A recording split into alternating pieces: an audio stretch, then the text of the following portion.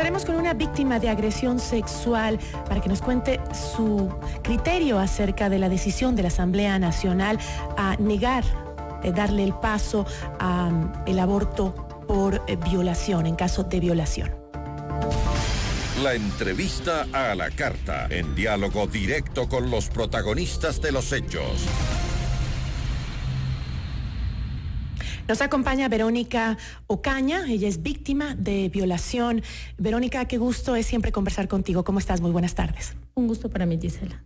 Verónica, quisiera recordarle a la ciudadanía tu caso, el caso de Verónica, que se remonta al 18 de febrero de 2017, cuando 3 sujetos la invitaron a un bar, le pusieron algo en su bebida. Ella perdió el conocimiento y los hombres la trasladaron a una habitación donde la violaron. Además, grabaron y tomaron fotografías de Verónica mientras ella estaba siendo violada. Pese a esto, tras un año de litigio, los jueces penales de Pichincha sobreseyeron a los imputados porque no encontraron elementos de convicción para convocarlos, pese a que existía la grabación. Pero Verónica siguió luchando hasta encontrar justicia, que en cierta forma se ha logrado en cierta medida, ¿no es así? Sí, se llevó a uno de los 3 sujetos a juicio. Fue sentenciado en la segunda instancia para 19 años. Los otros 2 se quedó en el proceso de ser sobreseídos. Voy a seguir las instancias necesarias hasta lograr la justicia deseada. Verónica, yo sé que tú has seguido muy de cerca el debate y la posterior negativa de la Asamblea a despenalizar el aborto en caso de violación. Yo creo que es importantísimo también escuchar a quienes han sido víctimas de violación. ¿Qué piensan sobre esto? ¿Qué piensan sobre la posibilidad de poder elegir cuando has sufrido una violación y luego de haber tenido todas las secuelas que eso te dejan? El poder elegir. En tu caso, pues gracias a Dios no quedaste embarazada de esa producto de esa violación. Sin embargo, creo que es importante que la ciudadanía también escuche, no solo quienes están a favor y quienes están en contra, sino también aquellas personas que sufrieron una violación y que hoy pueden dar un testimonio de lo que vivieron y decir qué decisión tomarían en un caso de esos. ¿Cómo ves tú la decisión de la Asamblea al negar la posibilidad de que una mujer que haya sido violada pueda elegir si aborta o no? Sí, Gisela, yo realmente estoy muy decepcionada del Estado ecuatoriano por muchos aspectos. Uno de ellos es porque han escuchado a padres, pastores, asambleístas, políticos, gente en general que tiene poder, pero no se han sentado con una víctima de violación realmente para analizar cuál es la situación. No se han sentado a analizar o a conversar un proceso postraumático que tiene una niña que ha sido violada, violentada. Y es indignante darse cuenta que el Estado es el responsable. El Estado ecuatoriano, desde que una mujer asiste o una niña en una situación de violación a una unidad judicial, es revictimizada, es maltratada, el Estado se porta en una postura negligente.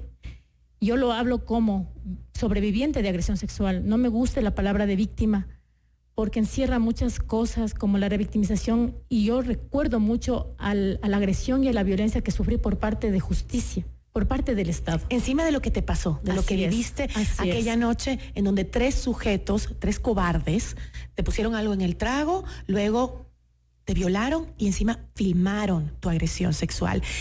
Yo creo que nadie mejor que tú puede hablar sobre este tema. Y sobre todo quisiera decir, antes de continuar con la entrevista, que admiro mucho tu desarrollo. Yo te conocí desde hace mucho tiempo, cuando estabas luchando por justicia, y me encanta escucharte hablar. Estás completamente empoderada y qué lindo poder escucharte ahora ya un poco libre de ese dolor que te afectaba tanto, ¿no? Han pasado ya, ¿cuánto? ¿2 años? 2 años. 2 años, y es increíble cómo has salido adelante. Eres un ejemplo, de verdad, y que hoy puedas sentarte y contar tu historia y usarlo para bien frente a un micrófono. No es fácil, lo sé y te lo agradezco, pero es muy valioso para toda una sociedad. Sí, Gisela, yo estoy en representación de muchas mujeres violentadas, de las que tuvieron el valor de denunciar, de las que no han tenido el valor, de las que ya no están con nosotros, de esas niñas que tienen un trauma diario, porque nadie sabe la vida cómo te cambia. Nadie sabe la situación que tienes que afrontar emocionalmente y de salud después de una agresión sexual. Entonces somos nosotras las que tenemos ahora que tomar este empoderamiento, como tú dices, porque si tú no has sufrido una clase de agresión, sea cual sea esta, no puedes tomar la decisión de enfrentarte al mundo, a la sociedad, de querer romper estos estigmas, de que te vean simplemente como una persona que tú provocaste, que tú eres la que te quieres quedar embarazada, tú te quedaste embarazada, entonces afronta. A ti te violaron y ahora afronta. Fue por tu culpa, porque como estabas vestida.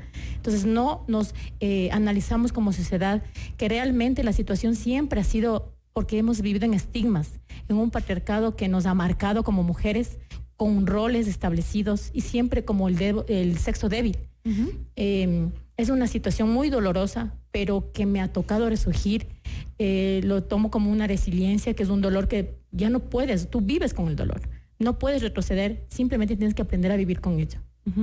Y sobre todo cuando, por ejemplo, escuchas argumentos de algunos legisladores sobre el aborto y que dicen que la despenalización del aborto por violación podría generar que miles de mujeres se volquen a mentir, a decir que fueron violadas solamente para abortar.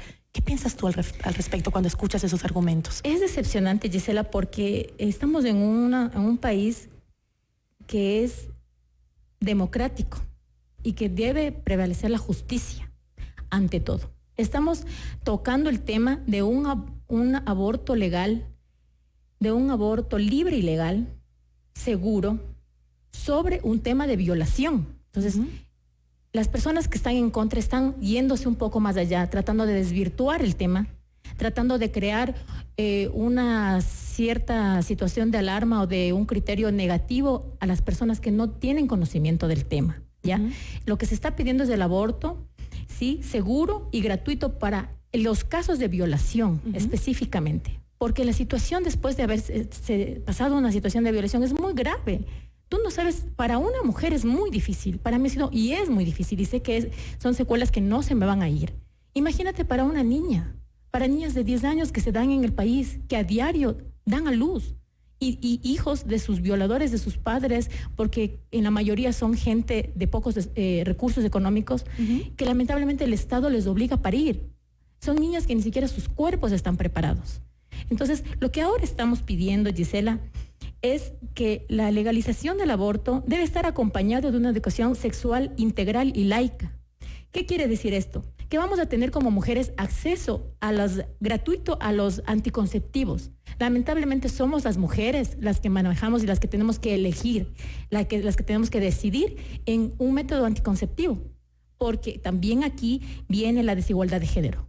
Los hombres en su mayoría son los que también tienen opción de elegir un método anticonceptivo, como sería el condón, la utilización del condón, pero no lo hacen. Entonces, somos las mujeres, somos las mujeres las que tenemos que cuidarnos, no provocar. Así es. Y encima sufrir el dolor y el abuso, la discriminación. Así es. Y la revictimización cuando son violadas, ¿no? Siempre va a caer la responsabilidad sobre la mujer. Es por eso que ahora nosotros necesitamos políticas de Estado sobre educación sexual. ¿Qué quiere decir esto, Gisela? Esto nos concierne a todas las mujeres, porque cuando se crean estas políticas ya de salud sexual, vamos a tener acceso directo a todo lo que es prevención, ¿ya? Y no es que se va a dejar libre la elección para que todos o todas las mujeres decidan y quieran ir a abortar. No. Vamos a tener más prevención, se van a evitar embarazos no deseados, por ende se van a evitar abortos.